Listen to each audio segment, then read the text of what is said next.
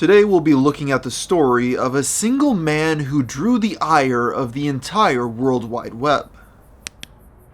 Before making his way into online infamy, Ajit Pai was a run-of-the-mill kid born on January 10th, 1973 in Buffalo, New York, before moving to Kansas early on in his life. He was the son of two Indian immigrants, with his mother being an anesthesiologist and his father being a urologist. After graduating high school in 1990, he would go on to attend both Harvard and the University of Chicago Law School, graduating from both institutions with honors. From 2001 to 2003, he served as general counsel for Verizon, before transitioning his career path to that of a public servant. By 2012, Ajit Pai was officially brought on to the FCC as commissioner after receiving a personal recommendation from Mitch McConnell, a position he would go on to maintain for several years. Although successful in his own right, the rising bureaucrat was far from being a household name, with very few in the general public even knowing who he was. That would change in 2017 when President Donald Trump took office. Due to his impressive track record and his vocal opposition to government regulation, Mr. Pai was a natural choice to become FCC chairman under the Trump administration and was officially sworn in shortly thereafter.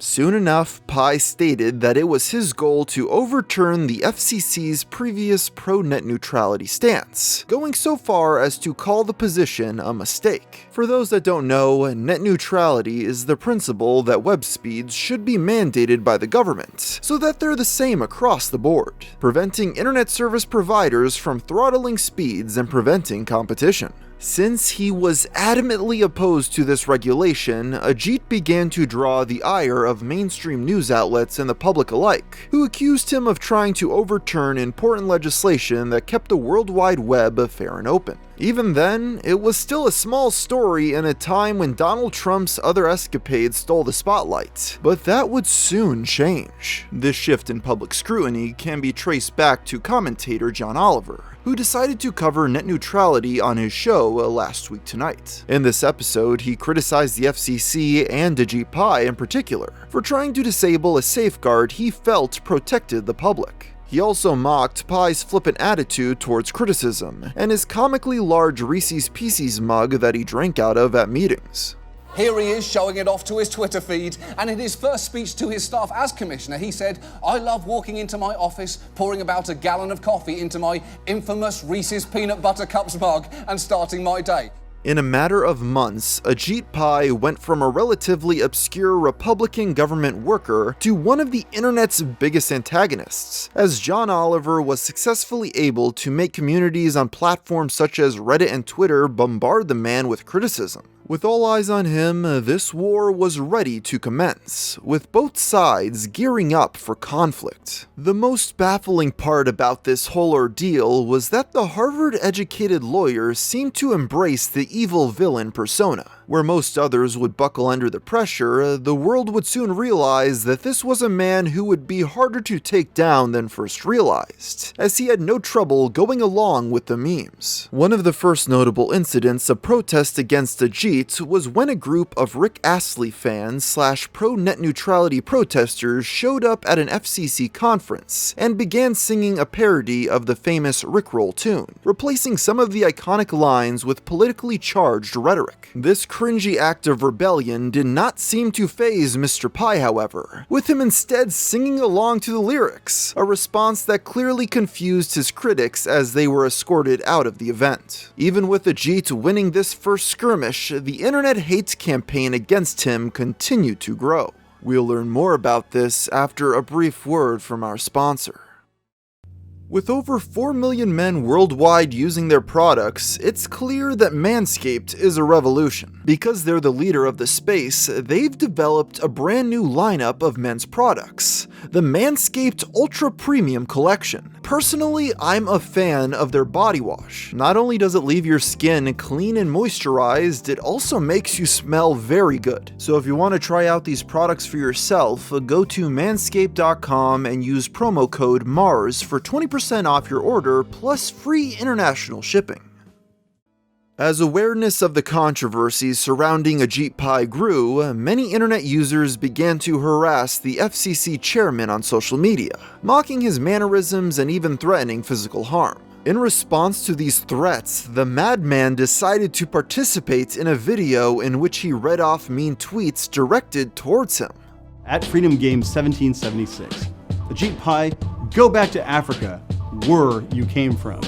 Do you even English, bro? While the controversy surrounding net neutrality was raging on, several large-scale hurricanes swept across the country, knocking out vital network connections in areas such as Texas, Florida, and Puerto Rico.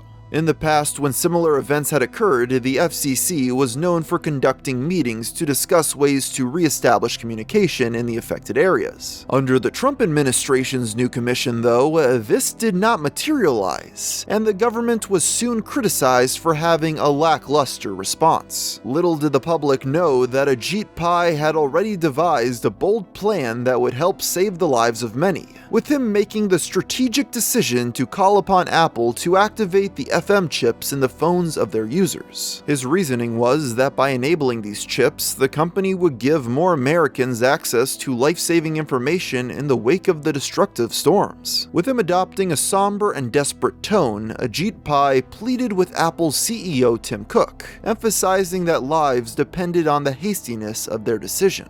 This impassioned call to action from the internet's newest villain would turn out to be rather confusing though, as the tech behemoth soon responded by pointing out that most modern phones, including their own, lacked FM chips at all, making it quite literally impossible to activate them. Ajit had no response. This would certainly not be the last time that Apple would clash with Mr. Pai though, with them soon voicing their support for net neutrality and leading numerous other companies to follow in their footsteps. Although effective in rallying support for the cause, these concerted efforts would prove to be in vain, with the FCC voting to repeal many net neutrality regulations that had been passed during the previous administration. This did not go over very well with users of the World Wide Web. Shortly after the decision was made, an irate individual would call in a bomb threat to the FCC offices, with someone else sending emails to Ajit Pai that threatened to murder his entire family. Now at this point, things had clearly escalated to a completely different level, and one might expect that incidents such as these would deter Mr. Pai from instigating any more conflict. Yet this was not the case, as the now infamous public servant would debut yet another video, only days later, in which he happily describes 7 things people would still be able to do online after net neutrality was repealed. To say that this lighthearted response to the divisive issue was received poorly would be a gross understatement, as large YouTubers such as H3H3 Productions responded with disgust and ridicule. Oh, fidget spinner alert! Hello, fellow internet users. It is rumored that this exact image is etched into the cave of a Mayan prophet. This exact image is what the Mayans prophesied would herald in the end of the world. Soon after the vote was made public, Burger King created an ad explaining the importance of net neutrality, ending the advertisement with the titular mascot drinking from an oversized Reese's mug. Even after being broiled by the fast food giant, Ajit would surprisingly not budge from his stance, continuing to double down and continue his duties as if nothing was happening, to the great disappointment of many cyberspace crusaders. And although seemingly unpopular by even some of his peers, it is still important to note that Ajit Pai was seen in a positive light by certain political circles. The National Rifle Association went so far as to give the now seasoned meme war veteran the Courage Under Fire Award for maintaining his sanity and refusing to back down from his opinions, even in the face of being violently threatened. Even though the administration got their way by repealing regulations, the actual impact Mr. Pai had on net neutrality was less than one might think. The response to the repeal was swift, with staunch legal opposition essentially blocking the FCC from repealing net neutrality any further,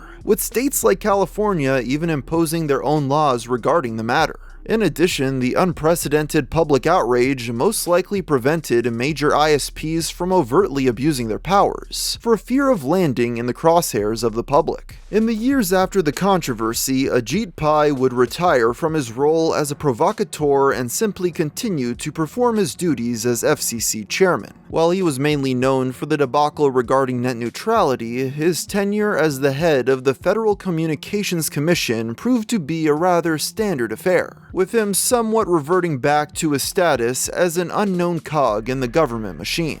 He would go on to help approve a $26 billion merger between T-Mobile and Sprint, supported legislation for stronger policies regarding spam robocalls, and was involved in a bipartisan effort to change the number of the National Suicide Hotline to a simple 3 digits, in order to make it easier to call. He would briefly be back in the spotlight after voicing support for Donald Trump's executive order to impose stronger free speech requirements for social media giants in 2020, despite being so strongly against government regulation only a few years prior. Many expressed their disapproval of the head of the FCC showing such blatant partisanship, an accusation that did not seem to faze Mr. Pai in the slightest. After all, compared to what he had done previously, this conflict must have seemed like a minor skirmish to the now embattled commissioner. But as you know, nobody can stay in the spotlight forever, and after the election of President Joe Biden, Ajit Pai would step down from his position as FCC chairman. Mr. Pai now works as a partner in a private investment firm called Searchlight Capital Partners, seemingly reprising his previous role as a high-paid white-collar lawyer who draws as little attention to himself as possible. So there you have the often forgotten about story of Ajit Pai, a man who will remain one of the most interesting side notes of the Trump presidency. And with that, I think I'll end the video here. So until next time, thanks for watching.